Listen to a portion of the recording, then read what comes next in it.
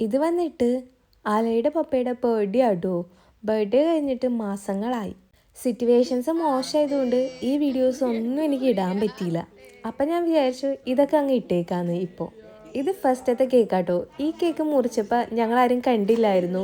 അപ്പോൾ പിന്നെ അടുത്ത കേക്ക് ഞാൻ പറഞ്ഞു നല്ല രീതിയിൽ മുറിക്കണമെന്ന്. ഇവരെല്ലാവരും അലസ്യോൻ്റെ കസിൻസ് ആട്ടോ ഈ ഇരിക്കുന്ന എല്ലാവരും. ഇത് അലയുടെ പപ്പ ഉണ്ടാക്കിയ കേക്കായിരുന്നു. നല്ല ടേസ്റ്റായിരുന്നു. ടേസ്റ്റൊക്കെ നല്ലതാണെന്നുണ്ടെങ്കിലും നമ്മുടെ നാട്ടിൽ കിട്ടുന്ന കേക്കിൻ്റെ ഒരു ടേസ്റ്റ് വരുന്നില്ലായിരുന്നു. അത് പപ്പ ഉണ്ടാക്കിയത് കൊണ്ടല്ല, ഇവിടുന്ന് വാങ്ങുന്ന ഒട്ടുമിക്ക കേക്കുകളും അങ്ങനെ തന്നെയാണ്. ഇത് വന്നിട്ട് അലയുടെ കസിൻസ് കൊണ്ടുവന്ന കേക്കായിരുന്നു കേട്ടോ. ഇത് അതിനേക്കാളും നല്ല ടേസ്റ്റായിരുന്നു ഈ കേക്കിന്. ചീസ് കേക്കായിരുന്നു ഇത്.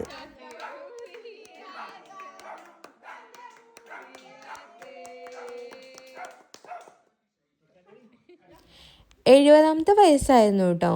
ഈ 70ാമത്തെ വയസ്സ് ആൾ റിട്ടയേർഡും കൂടി ആകുമായിരുന്നു.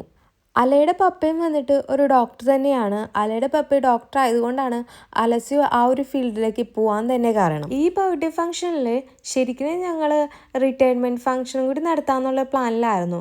പക്ഷേ റിട്ടയർഡ് ആകാൻ പറ്റിയില്ല. അതായത് എക്സ്റ്റെൻഡ് ചെയ്തു കോൺട്രാക്റ്റ്. ഇക്കാണുന്ന ചെറിയ സമ്മാനം അലയുടെ പപ്പ നമുക്ക് തരുന്നതാട്ടോ.